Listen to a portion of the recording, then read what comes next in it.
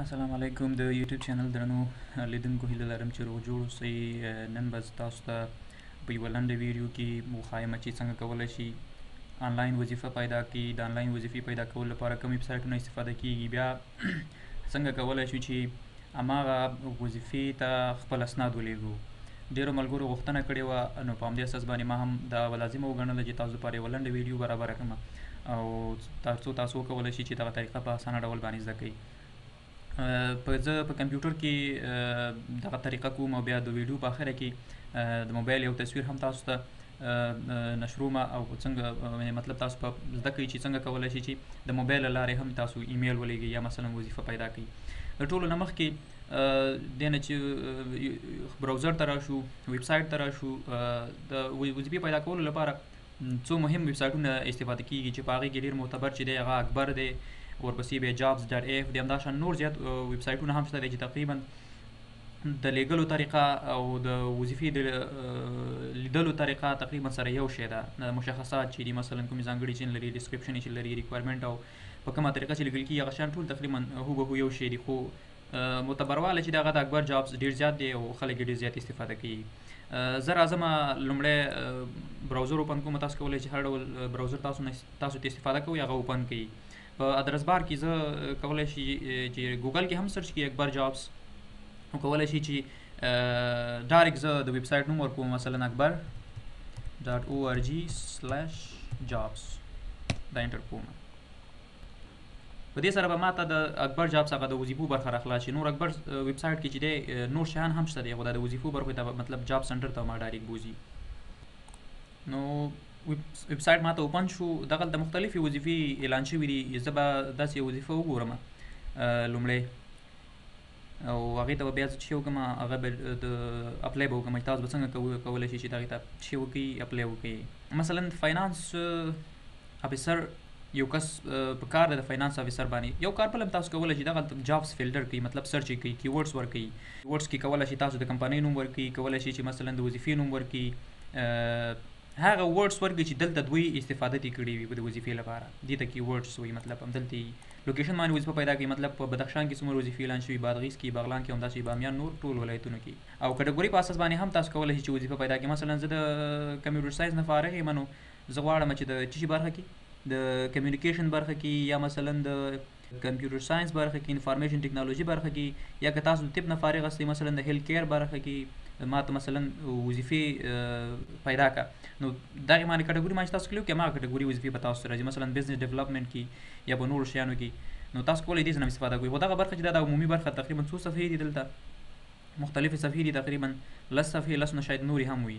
نو زه دلته په فاینانس افیسر باندې کلیک کوم، ویډیو رانه غټه نه شي په لنډ ډول باندې. کله چې تاسو مثلا د بی بی اے نه فارغ یاستئ یا فاینانس برخه مو لوستې ده، فاینانس افیسر یو پوزیشن اعلان شوی دی، پوهیږئ چې دا زما د رشتې مربوط دی، نو لومړی باید تاسو چې وکړئ د پوزیشن هغه ټایټل ځان سره یاد وساتئ. دا په ایمیل لیږلو کې بیا پکارېږي. او دغلته اکټیویشن ډیټ او ایکسپایري ډیټ ته هم باید پام وکړئ چې 5 د جولای باندې دا چې کېږي ایکسپایر کېږي، مطلب ورځ شته دی، اوس 22 جون دی که نه، مطلب ورځ شته دی. بله برخه چې دغه د ریکوایرمنټ برخه ده، دغه ټول شیان به تاسو ولولئ ځان سره.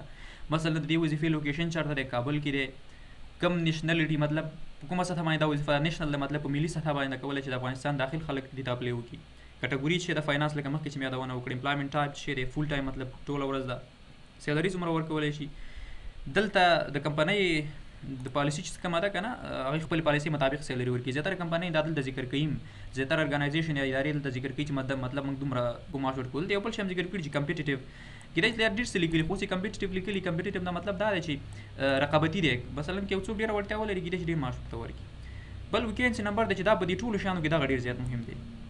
دا باید تاسې په یاد ولرئ، او د ایمیل په لیږلو کې دا ډېر زیات مهم دی.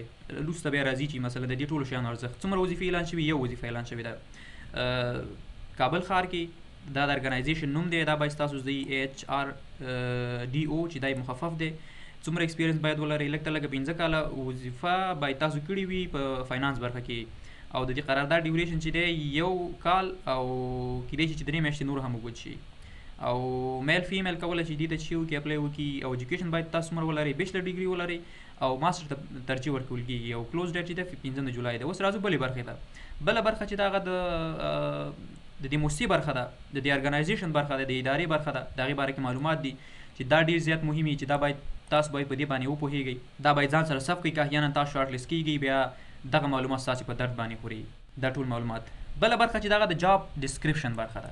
جاب ډسکرپشن نه مطلب دا ده چې د وظیفې هغه د وظیفې شرحه ده چې کله تاسو مقرریږئ کوم کارونه به تاسو کوئ، کوم مسؤلیتونه به تاسو لرئ. کله چې تاسې بریالي کیږئ یا کامیابیږئ نو دغه شیان باید تاسو وکولی شئ. دا باید هم تاسو ځان سره یاد ولرئ. کله چې مثلا تاسو انټرویو ته ځئ یا ریټن ټیسټ ته ځئ، عموما ریټن ټیسټ کې دا موضوعات نه وي، خو که چېرته تاسو انټرویو ته ځئ نو دغه شیان باید تاسو زده په دې باندې باید وړتیا ولرئ. مثلا شی باید وکئ مانیټرینګ وکئ، فاینانشل منیجمنټ څومره اکټیویټیز دي، فعالیتونه دي، هغه دي څومره فعالیتونه دي دا باید کنټرول کړئ. لکه فاینانس مربوط چې څومره شیان دي، ډایرکټر سره مطلب کلوزلی کار وکړي او پروجیکټ مینیجر سره د پلان فعالیتونو باندې همدا شان بجټ او دا ټول شیان چې دي په دې کې ذکر شوي. دا مسؤلیتونه چې د کوم فاینانس مربوط کېږي ټول دلته شته دي. مین ریسپانسیبیلیټیز هغه اصلي مسؤلیتونه به د څه دغه اصلي مسؤلیتونه تاسو کولی شئ چې دغه یو په یو باندې ولولئ. بیا راشي جاب ریکوایرمنټس ته. جاب ریکوایرمنټس کې چې د دې څخه هم دا ډېر زیات مهم دی. که چېرته تاسو کې دغه شیان نه وي تاسو نشئ کولی چې دې وظیفې ته اپلای وکړئ. که چېرته دغه شیان هم ویلي وي یا دغه ریکوایرمنټس هم پوره کړي وي، ډسکرپشن یا دغه ریسپانسیبیلیټیز تاسو حتما کولی شئ. لومړی تاسو ته وایي چې ریکوایرمنټس کې چې دی فاینانشل مینجمنټ، اکاونټینګ، بجټینګ ان ریپورټینګ، په دې شیانو باید وپوهېږي ځکه دا وظیفه چې دا هم د دې مربوط. که تاسو مثلا د هیلث برخې ته یا د صحت برخه کې د طب برخه کې اپلای کوئ نو د طب برخه ریکوایرمنټ به تاسو نه غواړي. مثلا طب پوهنځي نه فارغ اوسئ یا مثلا که لابراتوار ټیکنیشن تاسو ته اپلای پوزیشن ته تاسو اپلای کوئ، هغې کې چې مثلا څومره معاینات دي تاسو کېدای شي هغه درته ذکر کړي وي. دغه شیان باندې باید وپوهېږئ. او بلې خبره دا لیکلې ده چې ایکسل سره باید بلد وي، کویک بوک سره باید پروفیشنلی بلد وي، او فاینانس مینجمنټ چې څومره اپلیکیشنې دي د دې مربوط دې ټولو باندې پوهه چې ده ضروري ده. بلې لیکلي چې فیمیل کینډیډیټس آر هایلی انکریجډ ټو اپلای فار دیس پوزیشن. ښځینه چې دي دا ډېرې مطلب تشویق دي یا دوی ته ډېر ترجیح ورکول کېږي چې دوی اپلای وکړي. څومره تعلیم باید ولرئ؟ یونیورسټي ډګري باید ولرئ په فاینانس کې، فاینانس مینجمنټ دي، اکاونټ، بزنس او داسې نور شیانو کې. 15 کلن تجربه باید ولرئ. همداشان نور که چې د ماسټر ډګري لرئ نو لږ 3 کاله تجربه تاسو لپاره پکار ده. نه زه نه غواړم دا ټول شیان تاسو تشریح کړم، خو دغه شیان باید ټول تاسو ولولئ. کله چې دغه ټول شیان تاسو ولوسته پوه شئ چې دغه وړتیاوې ما کې شته دی، زه د دې وظیفې لپاره مناسب یم. چې شی وکړئ هغې نه بعد بیا راشئ دغه برخه تعقیب کړئ. اوس که چېرته تاسې رښتیا هم وړستئ تاسو باید راشئ دغې برخې ته. دلته باید تاسو څنګه سبمیشن وکړئ، دغه لارښوونه تاسو ته کوي. سبمیشن مطلب څنګه باید خپل اسناد جمع کړئ، سی وي باید څنګه ولېږئ، کوم کوم کارونه باید ترسره کړئ. کوشش وکړئ که چېرته دغه شیان تاسو کې نه وي موجود اپلای مه کوئ. هېڅکله په سی وي کې دروغ مه لیکئ، ځکه که چېرته تاسو شارټ لیست کېږئ، انټرویو ته ځئ او هلته تاسو نه پوښتنه کېږي نو بیا تاسو ډېر مشکل سره مخ کېږئ او کېدلی چې دغه کمپنۍ تاسو بلاک کړي. نو زه راځم دغه شیان مې ټول ولوسته، اوس راځم چې څه ډول سبمیشن کولی شم. دلته وایي چې علاقمند او کوالیفاید کینډیډیټس کولی شي چې خپل اپډیټ سی وي د یو کور لیټر سره په دې کې سټیټ کړي، مطلب بیان کړي چې کوم شیان دي چې هغه د دې پوزیشن لپاره تا مناسب ګڼي.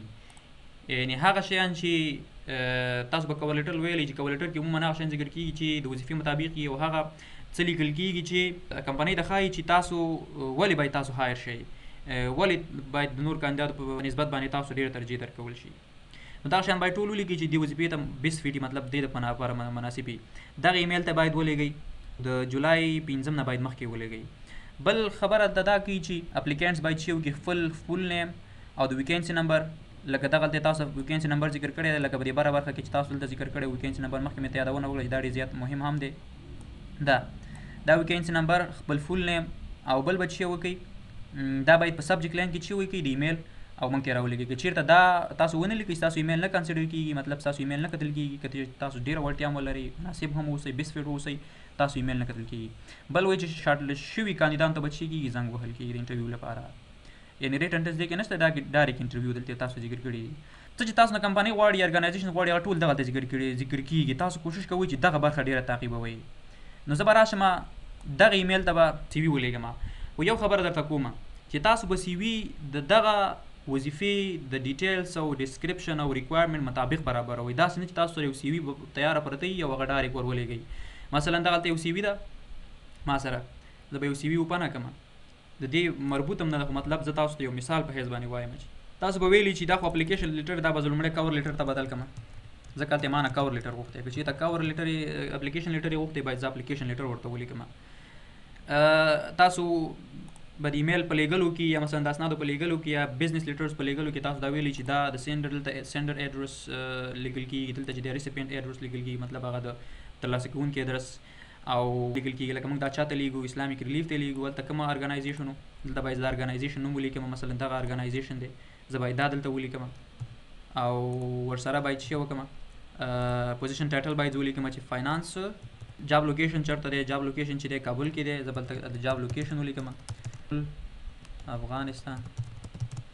او بله خبره دا ده چې ویکینسي نمبر لکه څنګه چې هلته دلته ذکر کړی دی هغه به راواخلئ تاسې دې ځای نه او دلته به یې څه کوئ، پیسټ به یې کوئ، یا ډیټ به هم دلته ولیکئ چې په کوم ډیټ باندې تاسې دا لیږئ. دغلته به کور لیټر ولیکئ، کور لیټر کې به ورته ولیکئ چې مثلا زه دغه وړتیاوې لرم او د دغه وړتیاوې چې دي ما کې دا د دې وظیفې لپاره بیسټ فټ دي، نور کوم خبرې چې دي هغه کوم وړتیاوې او ایکسپیرینس چې دي په لنډو کې دغلته تاسو څه کوئ، دغلته ذکر کوئ. د سی وي لیکل کور لیټر دا یو لویه موضوع ده، مسلکي موضوع ده، په دې باندې ډېر نه غږېږم ځکه ویډیو موږ څخه اوږدېږي. دا سی وي چې موږ کله برابره کړه دا بیا به راشئ تاسې عموما سی وي تاسو کوشش کوئ پی ډي اف کې لیږئ او مثلا ډیسکټاپ باندې دا صف کوئ، پی ډي اف ته بیا څنګه اړوئ، په دې دلته تاسو طریقه وښیم، خو زما په دې چینل کې یو بله ویډیو هم شته چې څنګه کولی شئ تاسو یو فایل پی ډي اف ته واړوئ، پی ډي اف نه یې چېرته واړوئ، بېرته ورډ ته واړوئ. نو صحبت ما چې کله ما د کلیک کړل دا به تاسو لومړی نوم ورکوئ، نوم به داسې نوم ورکوئ چې په هغې کې ستاسو خپل نوم لیکل شوی او ورسره کوشش کوئ چې د وظیفې هغه نوم لیکئ، فاینانس افیسر، او که ویکینسي نمبر ولیکئ نو بیخي ښه راځي. دا به زه ټایپ به ورته شي انتخاب کړم، پی ډي اف انتخاب کړم او دا به دلته صف کړم، دا پی ډي اف ته واوښت. خپله سی وي یو ځل بیا هم وګورئ او بیا راشئ څه شي ته، جیمیل ته، که هر ایمیل چې تاسو استفاده کوئ، که یاهو استعمالوئ یا مثلا هاټ میل استعمالوئ، هماغې ته به راشئ. زه جیمیل استفاده کوم، عموما ټول تاسو موږ تاسو ټول اوس وخت کې ډېر چې دی جیمیل استفاده کوو او دلته به زه راشم یو نوی ایمیل به کمپوز کړم، یعنې کمپوز په واسطه کولی شئ تاسو چې یو نوی ایمیل ولېږئ. بیا هم یادونه کوم چې سی وي باید تاسو چې واقعي وي او د وظیفې مطابق وي، کور لیټر هم همداسې. زه به راشم دلته ټو برخه کې به زه د هغه کمپنۍ ایمیل ولیکم چې کوم ایمیل باندې باید دلته ما ته په سبمیشن کې راکړی دی، دغه ایمیل دی، زه به دا دې ځای نه کاپي کړم، کولی شئ هلته یې هم لیکي خو کاپي کوم یې ځکه چې څه رانه پکې غلط نه شي، کاپي او دلته به یې پیسټ کړم. ایمیل وشو. سبجیکټ لاین چې تر ټولو مهمه برخه ده، سبجیکټ لاین کې ما ته ویلي چې تاسو باید څه شی وکړئ، تاسو باید په سبجیکټ لاین کې دغه شی ولیکئ. یو یې دا شی رانه غوښتي او بل یې څه غوښتي و، خپل مکمل نوم، دا به کاپي کړم، لومړی به دلته خپل نوم ولیکم، مثلا نقیب الله رحیمي او داسې یو ډیش علامه به ورکړم او دا به پیسټ کړم.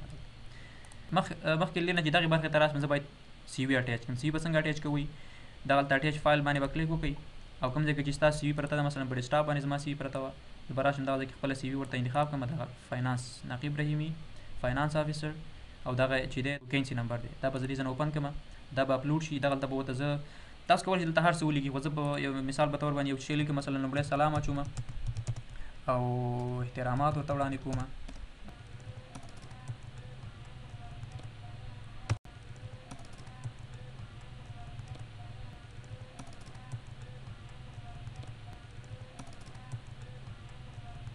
مننه ترې وکړئ یا مثلا سینسرلی به ولیکئ، کوشش وکړئ چې په ایمیل کې ډېر پولایټ اوسئ، ډېر فارمل اوسئ. ښه دا شیان خو ټول وشو، زه به بیا هم یو ځل دا چک کړم چې ایمیل صحیح دی، بلکل ایمیل به دې سره چک کړم. ښه دا شیان ما ټول برابر کړه، مخکې دې نه زه ایمیل ولېږم، سینډ بټن باندې کلیک وکړم، هغې نه مخکې باید زه دا شیان ټول چک کړم چې ایمیل صحیح دی. دلته باید سبمیشن ایمیل ته راشم چې دا ایمیل دې سره صحیح دی، بلکل صحیح دی. سبجیکټ لاین رانه چې څنګه غوښتي او هغه صحیح دی، بلکل فل نیم او ویکینسي نمبر، فل نیم ویکینسي نمبر، دا برخه خو ما لیکلې خپله، سی وي اټچ شوې ده او بلکل اټچ شوې ده او بسم الله به کوئ او په سینډ بټن باندې به کلیک کوئ، ستاسو سی وي څه شي سینډ به شي، ویو میسج، نو ستاسو سی وي لاړله.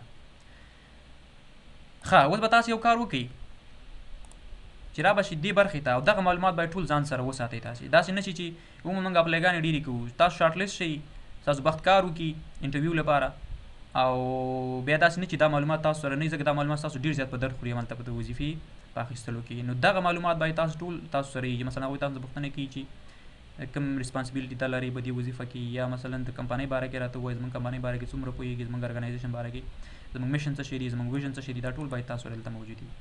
هیله ده چې دغه ویډیو تاسو لپاره ګټوره تمامه شوې وي. کومه غلطي شوې په خبرو کې یا په نورو شیانو کې د هغې څخه بخښنه غواړم، که چېرته زه نه پوهېږم تاسو کولی شئ ما ته په کمنټ کې ولیکئ او زه یې هم زده کړم. ډېره زیاته مننه. زه راځم د موبایل براوزر ته. دلته به زه اکبر سایډ اوپن کړم، اکبر جابس او لیست اف اکبر جابس، او هغې نه وروسته به دغه برخه کلوز کړم. کلوز نه وروسته به هماغه وظیفه زه دلته پیدا کړم، فاینانس افیسر چې و د کوم ارګنایزیشن و. یو برخه بله ده چې که چېرته د دې ارګنایزیشن لخوا نه نور جابس هم اعلان شوي وي، هغه دلته ټول راځي. نو دی فقط یو جاب څه شی کړی دی، اعلان کړی دی. نو فاینانس افیسر په دې باندې کلیک کوم. هغې نه وروسته هغه شیان ټول دلته هم شته دی لکه څنګه چې دلته په کمپیوټر کې و. فاینانس افیسر، جاب ویکینسي نمبر اف جاب، سی ټي، ارګنایزیشن نیم، ایجوکیشن باید څومره ولرئ، جاب ډسکرپشن، او همداشان د اباوټ کمپنی، اباوټ ارګنایزیشن، او دا ټول شیان دلته شته دی. سبمیشن ایمیل هم دلته شته دی. نو زه په دې سبمیشن ایمیل باندې کلیک کوم. نوره طریقه خو موږ هلته په زده کړې وه، او ډایرکټ ایمیل باندې کلیک کوم. که چېرته ایمیل باندې تاسې کلیک نه کوئ نو تاسو داسې وکړئ، راشئ خپل موبایل ته به تاسو سره جیمیل موجود وي. وروسته تاسې دغې بټن باندې کلیک وکړئ تر څو یو نوی ایمیل کمپوز کړئ د چا له خوا نه، مثلا نقیبالله ډاټا ریچ @gmail.com ته به ستاسو ایمیل راځي. ټو کې به هماغه دلته راشي، دغه ایمیل به تاسو کاپي کړئ دې ځای نه، دا به ټول دې ځای نه کاپي کړئ، دلته به یې پیسټ کړئ. په دې برخه کې سبجیکټ لاین کې باید څه شی ولیکئ. سبجیکټ لاین کې باید تاسو دغه څه ولیکئ چې تاسو یې ویلو چې باید خپل فول نیم ولیکئ. دغه سبمیشن ګایډلاین د هرې وظیفې لپاره فرق کوي. دلته یو شی غواړي، بل وظیفه کې بل شی غواړي. مطلب دغې ته به تاسو ګورئ. دلته ما نه چې غواړي، زما فول نیم غواړي، ویکینسي نمبر غواړي. فول نیم به زه ورته ولیکم او دغه څیز به څه شی کړم، ویکینسي نمبر باید زه دې ځای نه کاپي کړم، کاپي، او دلته به راشم، دلته به اول خپل نوم ولیکم، بیا به یو سلیش علامه یا ډیش علامه ورکړم دلته به ده، او دې ځای نه به فایل چې کوم زه اټیچ کړم. فایل چې هر ځای کې ستاسو پروت وي باید تاسو دلته ځان ته کاپي کړئ. میموري کارډ کې زه به دلته راشم، مثلا زه زی پی آی میموري کارډ کې زه به دلته راشم، مثلا زه زی پی آی استفاده کوم. زی پی آی کې مس کې دلته پی ډي اف فایل به موجود وي. زما سی وي به دغه ځای کې وي، ځکه ما نوم ورته ورکړی دی، مثلا دغه یو زما سی وي ده.